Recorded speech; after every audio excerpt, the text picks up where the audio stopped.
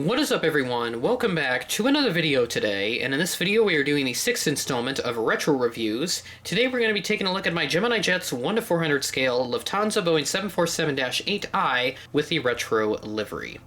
This model was released back in December of 2015. I acquired this model in the Easter 2016 timeframe, along with the Delta Connection CRJ700 that I reviewed in last month's edition of Retro Reviews. So if you want to see a good review on that, make sure to head over to that video. So, because the model is quite big, I only have the model here. I'll move that out of the way. I don't know where to put it.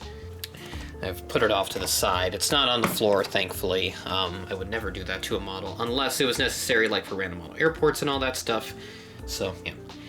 But here is a box of the Gemini Jets 1 to 400 scale Lufthansa Boeing 747-8I with the retro livery. Up at the top, we got the Gemini Jets logo, made for collectors by collectors, image of the plane, the Lufthansa logo, and then just some information that you typically find at the front of the Lufthansa aircraft. So this is, I would assume this is a licensed product from Lufthansa, and that's why they're able to arrange the stuff like that down there. So we have the aircraft type, registration, and the aircraft name that I cannot pronounce. So it's almost spelled like coin in a way, but I know for sure it's probably not pronounced like that. So flip it open, that's where the model would be, and then you have the pamphlet with the aircraft information. So if you want to pause the video to read it, then you can do it now. And then we'll move over to the back of the box. We got a nice orange line separating the image of the plane from all the real ticket stuff. This is a 2015 release, which is correct, released in December 2015, and we do have a thing for Lufthansa officially licensed product. Also Boeing officially licensed product, and all that fun stuff. And the adult collectible warning up at the top, and then on this side we have the Gemini Jets logo, aircraft type, registration, aircraft name, and then image of the plane, and then 1/400 scale diecast model. Item number on this is GJDLH1479, and then the standard Gemini Jets stuff here at the bottom of the box. So now with that out of the way, we're going to go ahead and review the model. So, from what I know, I think this model is quite sought after on the second-hand market. I'm not sure how rare it actually is, but I know a couple of folks in which I've showcased this to, and they seem to get a little bit jealous because they don't have it in the collection. So I don't know. This model might be highly sought after. So while I'm editing, I will find some eBay listings to see if this is quite rare or not. So if I do find anything significant, they will show up on your screen, so that we can kind of get a good understanding of just how sought after this model is. So no intention really to collect more Lufthansa. I mean, I do have a A330-300, but once I do bigger airports and all that stuff, I will definitely be doing some more Lufthansa unboxings on the channel. So go ahead and do a traditional review like we always do. So starting off at the front, we got the black nose. Unfortunately, due to time and just kind of general wear and tear, it has worn off. As you can see, some of the paint has chipped away, so a little bit unfortunate there. But other than that, the model is in perfect condition, nothing broken. Then we have the cockpit windows up here. Let me move the model over just a little bit. Got the cockpit windows, got the Star Alliance logo, and then you have the dark blue cheat line that you could find on the old Lufthansa livery. And then we have the Lufthansa titles, and you got some little details down here, which I'll zoom in onto.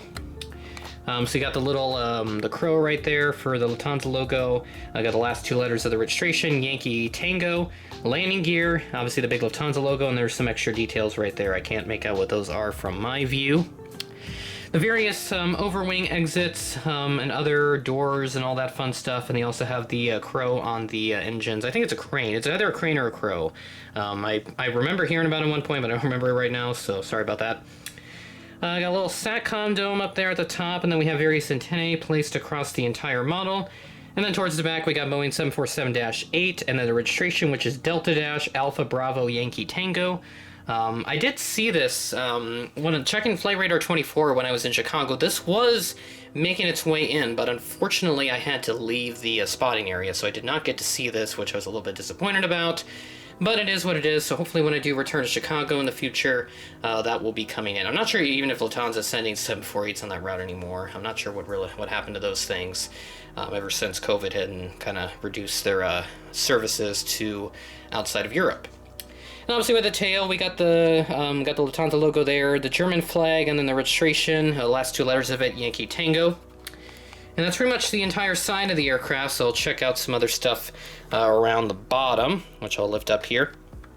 So you can see all the landing gear and stuff. We are missing one rubber wheel, so I forgot to mention that. Seems to be a common issue with some of my older Gemini models. Rubber wheels just kind of fall off over time. And that does tend to happen quite a bit, so not sure where it went, but other than that, and the nose paint chipping, the model is in really great condition. So if I were to resell this, I'd probably make a quick buck out of it for sure, minus those scratch and dent parts, those issues. A little extra detail right there. You can see all like the landing gear, door printings, markings, and all that, and some other various stuff as well. Looks like it might have a little bit something right there. It almost looks like paint rubbing off maybe, or no, I think that's just extra details, which it looks like it is from my perspective, and you can see it right there. So it might be another luggage area and all that fun stuff. Here's a quick top view as well. You can better see the SATCOM dome, and then obviously the wing markings for the fuel tanks and all that fun stuff in the wings. This model does have its fair share of wing flex as well. I will put the model here at kind of a head-on perspective. I'll lower the camera just a bit so you can see it. Let me move the pencil out of the way. We don't need that right now. Yeah.